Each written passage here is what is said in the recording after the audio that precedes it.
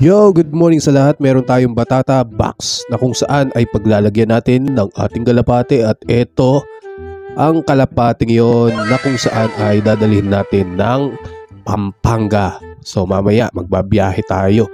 Alright? Yan. So saktong-sakto dito yun oh. Alright, lapag natin dyan. Yan. At kunin lang natin tong ibon na to.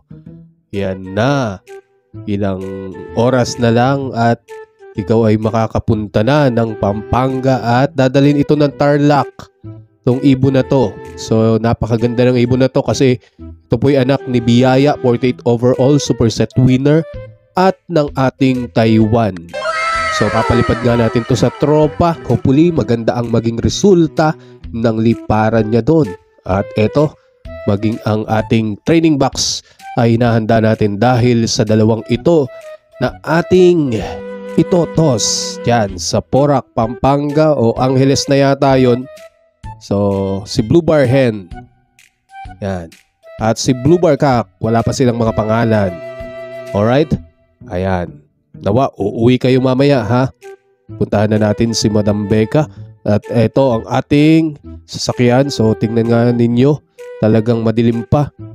Aalis tayo para makahabol tayo kasi nga meron tayong nihintay. At ayan si Madam Becca, may kumot pa. Alright, let's go!